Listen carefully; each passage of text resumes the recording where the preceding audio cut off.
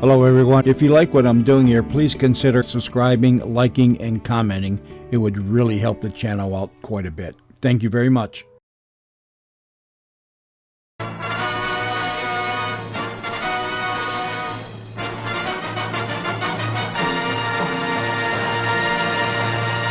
The C.P. McGregor Show.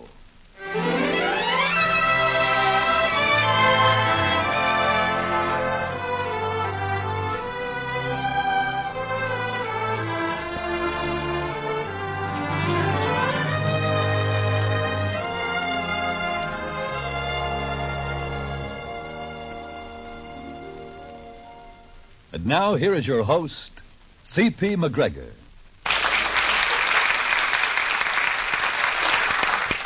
Thank you very much, and greetings from Hollywood, ladies and gentlemen.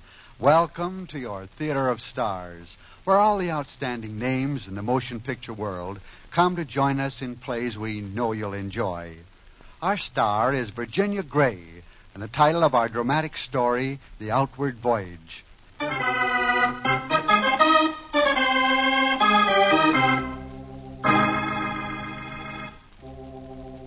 In the shadowed room of Dr. Joseph, a thread of light, like a steel probe, cuts deep, searching the secret corners of the darkening pools that are the eyes of a girl. It is the searching light of truth, born in prisms of the impartial and animate robot, the mighty ophthalmoscope. Well, Dr. Joseph, you're going to tell me the truth, aren't you?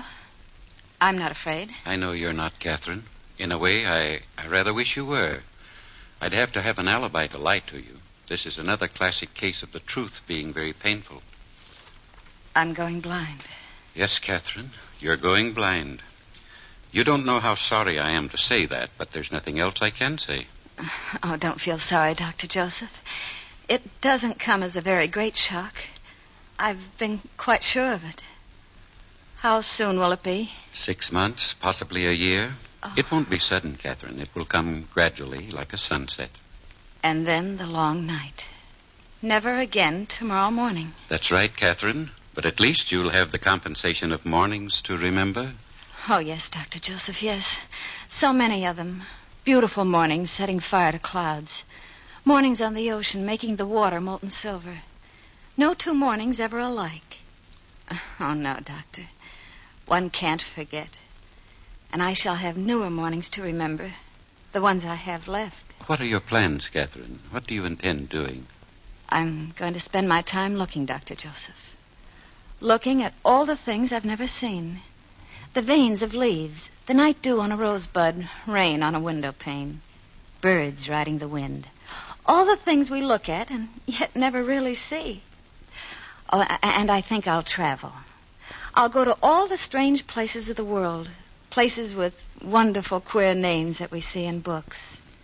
Oh, I'm going to look and look and look, Dr. Joseph. I'm going to fill my mind to the brim with pictures, and I'm going to hoard them like a miser. Catherine, my dear, you have so much of what so few of us have.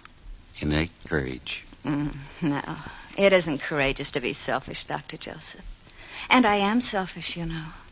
I want to steal all the beautiful sights of the world and hide them away where only I can look at them. I haven't much time, have I? 6 months, you said. Maybe a year. Oh, but I shall see. And I'll remember. The things I'll see by day, I'll dream about at night. Oh, it'll be a wonderful, exciting journey. My outward voyage.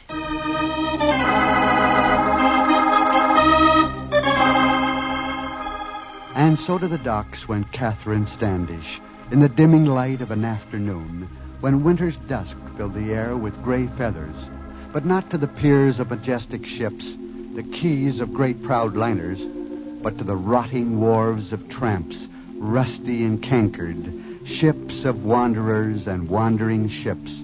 Straight to the arthritic gangway of the Dundee she walked, a squat, disreputable trader of many oceans, but to Catherine, she was a beautiful ship. She had lived, she had seen, she had loved and been loved. She was Neptune's friend. She was Catherine's friend, a dowdy old woman of the sea. Pardon me, miss. What would you be wanting aboard this vessel? We ain't expecting no female visitors. Oh, well, you see, I'm not a visitor exactly. Are you Captain McLean? Captain Indeed, I'm not. I'm the mate. The old man's ashore, if that's who you've come to see him. Oh. And he won't be back before sailing time.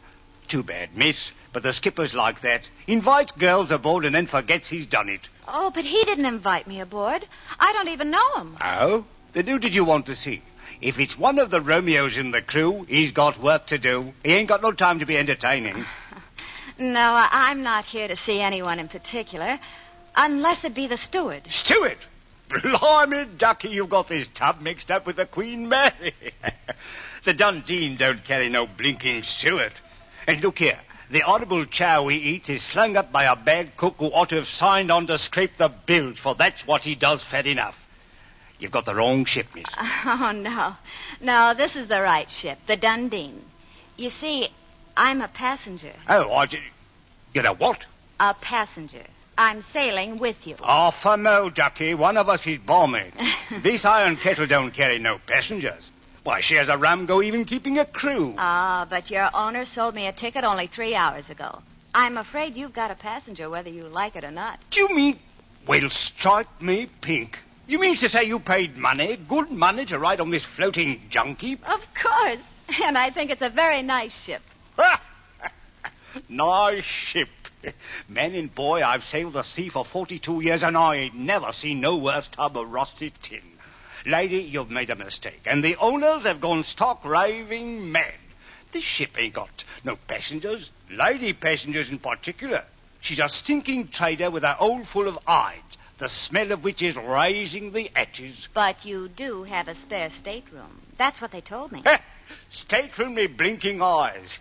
A crummy cabin not fit for pigs, it ain't. Well, not being a pig, I won't mind.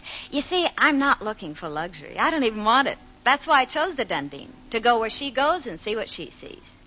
Now then, would you be kind enough to show me to my cabin? But look here, lady, this ship is a tramp. She ain't fit company for nice girls. Well, maybe she's just misunderstood.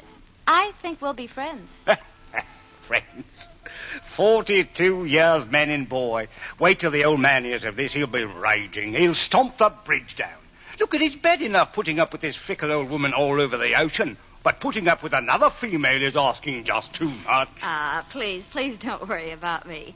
I really won't be a bother. I don't eat very much. I'm not at all fussy, and I like to be alone. All right, lady. Have it your own way, but it's an even bet which happens first. The skipper going balmy or this tub cracking a cylinder. Well, look here. Get your gear on by midnight, miss. We sail on the flood tide, the Lord willing.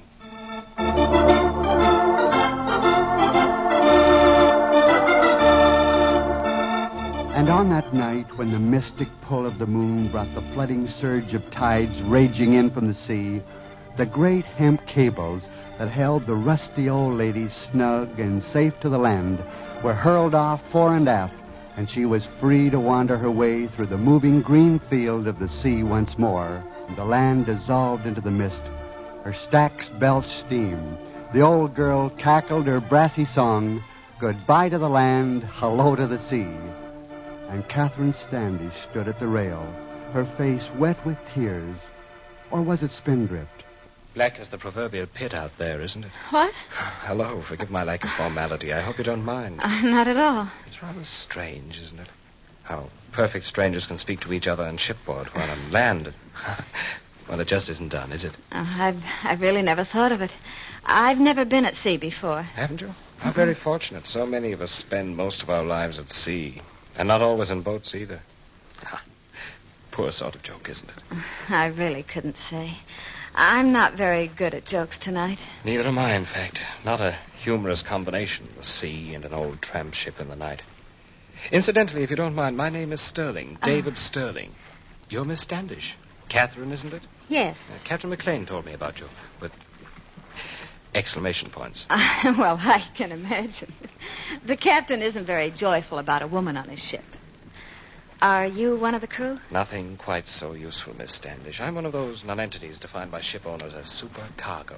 Sort of a passenger without portfolio. I occupy the doubtful position of playing watchdog on the cargo. Uh-huh. The cargo is hides. Yes, I know. Where are they going, Mr. Sterling? To any port that'll have them. They're on consignment. Something like ourselves. What do you mean, like ourselves? Well, aren't we? Aren't we all drifting about more or less looking for someone who'll have us? Oh, I don't think I'm just drifting around on consignment. What are you doing, Miss Standish, if you don't mind? A person like yourself coming aboard a rusty old sea hag like the Dundee. A ship bound for nowhere in particular, just moping around as the fancy takes her. Your being on board is like finding a gardenia in an ash heap. I'm not trying to be personal, really. I'm just puzzled. Oh, you really needn't be. I'm just a person with a strong aversion to guided tours. I dislike following the crowd. But the Dundee, Miss Standish, a battered old hulk full of hides waddling along at 7 knots. Oh, one doesn't see very much moving fast, Mr. Sterling. There isn't much to see out here. But the sea, is there? There's a great deal for me to see out here. Do you mind me asking what it is? Oh, of course not. They're the stars in a perfect bowl, the greens and grays of water, the infinite power of the surge and the swell, our wake, like frothy milk. Or that stormy petrel out there skimming the waves. Oh, yes, there's a great deal to see. You know, hearing you put things that way, it suddenly occurs to me that maybe I'm blind. It needs good eyes to see the things you see, Miss Standish. Oh, no, Mr. Sterling. Not good eyes. It just takes seeing, looking at things, not just for them. Why, the world is brimming with beautiful things to see. And ugly things. Oh, sure, but one needn't look for the ugly. Oh, it's always there. Sometimes it obscures our vision. Then we are blind. You see, I don't want to be blind. That's why I'm learning to see, for the first time, beyond and beyond. And this is my journey of vision, my first outward voyage.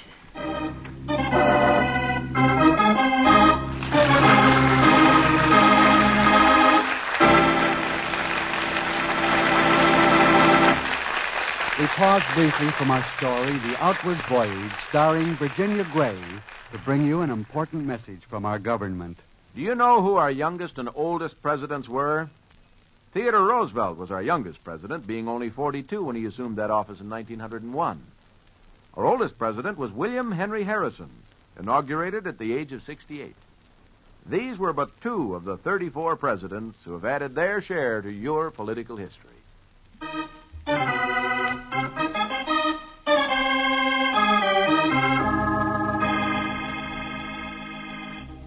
The curtain rises on Act 2 of The Outward Voyage, starring Virginia Gray as Catherine Standish. The golden days pass, the lighted markers of time, and the Dundee, frowsy old woman of the sea, plods her unhurried way to the east. High on the peak of the forecastle head, Catherine stands alone at the rail, watching the whitecaps racing like sheep over the moving green meadows of the sea. Good morning, Miss Standish. Good morning, Captain. Aye, it is that. Weather is as sweet as a bell.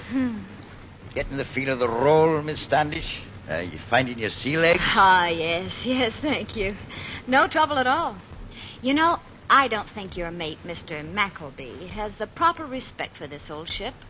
Why, he told me she rolled about like I think he said a maudlin drunk. But don't let the old girl fool you, Miss Standish. She's a mean one, she is, when she gets one of her moods. Devil himself lacks none of her temper. Aye, she's wicked, she is. The way you talk, Captain, one would think that this ship is really alive. And she is that. All ships are alive, miss, as any man of the sea'll tell ye. As alive as any one of us, and a darn sight more than some. Now, you take Mr. Sterling, poor lad. Mr. Sterling? Why, poor lad, Captain McLean. Did she know? Know what? I've only known him a few days. He wouldn't be telling you, I don't suppose. Davy's not a one to be shifting his cargo when he springs a plate. Wouldn't do much good if he could, and he knows it. When he sinks, he goes down with his ship. I'm afraid I don't quite understand. Well, The lad's riding a gale, miss, with no storm anchor and a busted engine. It's his heart, Miss Standish. Something that cannot be fixed. He's got less than a year to live. Less than a year. Aye, it is a foul weather cruise for the lad. But if it's that serious, why did he come to sea? Is there any better place to die, miss? When a sailor man dies, he doesn't want to be cooped up in a cage and then stuck in the ground with a stone in his head to hold him down. Oh, no. Out in the open, under the skies, where you can see old Polaris and get a bearing. You see, lass, old sailor men never die. Not really. Look up at the truck at yon bird, that albatross. Mm-hmm. He was a sailor man once, a blue water sailor man. Well, that's the way it is with Davy. You see, miss, he was born on the sea, like his father and his father before him. They were shipmates of mine. So, this lad, he sails free berth with me, living clean, breathing clean. Aye, and he'll die clean and have his grave in a clean ocean. Only a year. I'm a lass, but it's no pity he needs. That's the way it is with sailormen, Miss Standish, and their ship. They go about seeing what there is to see, doing what there is to do, knowing each port like the back of their hands, living, playing. Yes, and dying in the only home a sailorman knows, the forecastle. Aye, we're wanderers like our ships, to wander the sea while we live and to wander the air when we die. Like yon albatross. Thank you, Captain McLean. Thank you for telling me. I don't feel quite so alone now, with a fellow passenger on the outward voyage.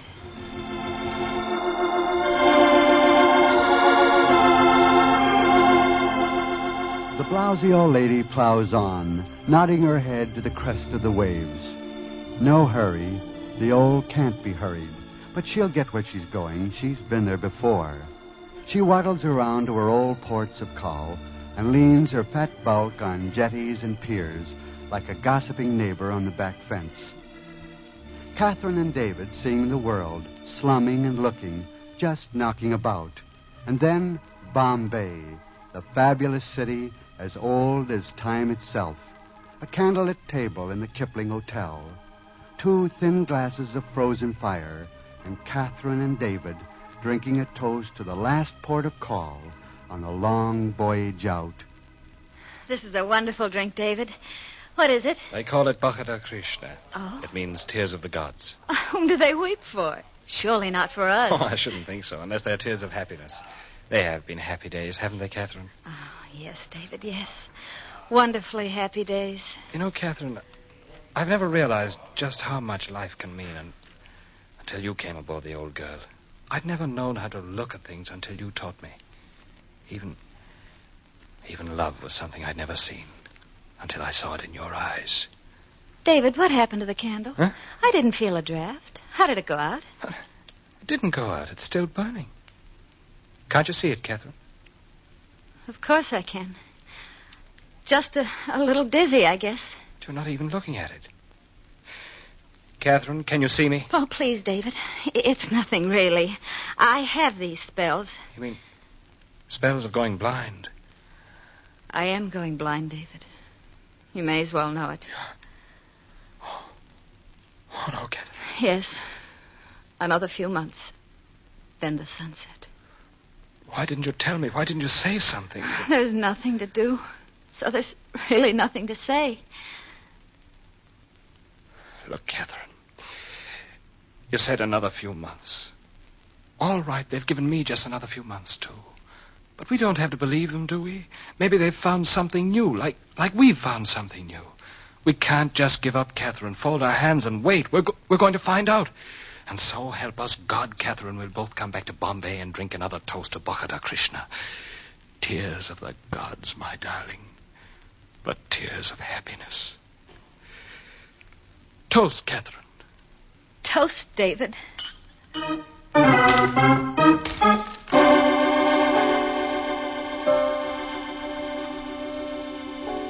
In the narrow corridor of a great hospital, David Sterling walks the inlaid cork and waits, and watches the gleaming white doors mark surgery, beyond which the glaring arcs illumine the tender hold of life over death.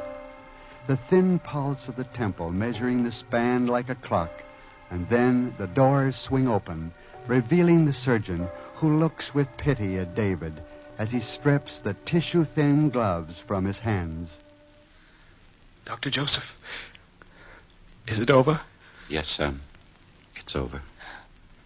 And Catherine, the operation was a success? No, son, it wasn't. I'm sorry. Yes, of course you're sorry. Thank you very much, Dr. Joseph.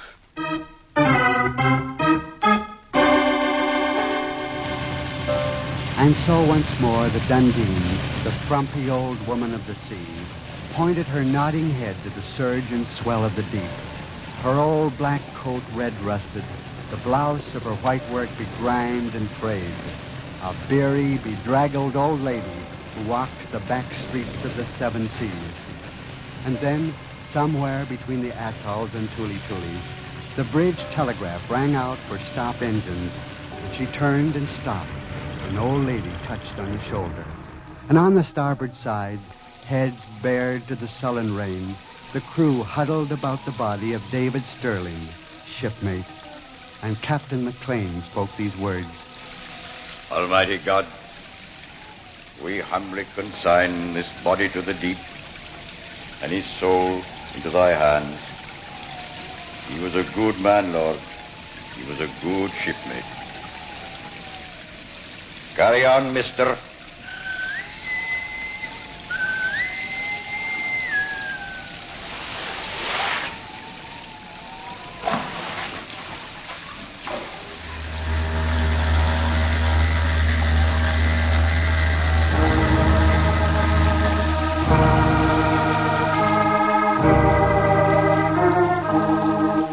With one final song from her throat, the Dundee, the tired old lady of the sea, bade farewell to a shipmate, a deep-water sailorman, and nodded her head and turned and waddled once more into the night and the mist.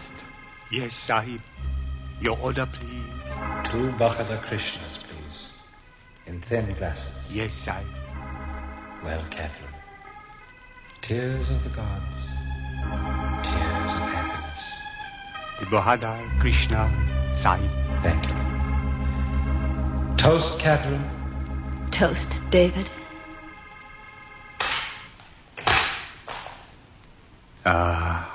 It has happened again. They drink their drink, they break the glasses, they disappear. Bahadar Krishna, the gods weep for the voyagers. Kismet.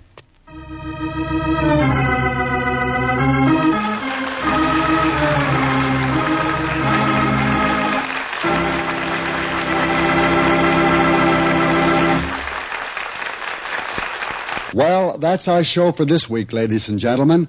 It's been a pleasure bringing it to you, and I sincerely hope you enjoyed hearing it. We'll be back with another interesting story next week at the same time. We hope you'll be with us then. Until next week, then, this is C.P. McGregor saying thanks for listening, and cheerio from Hollywood.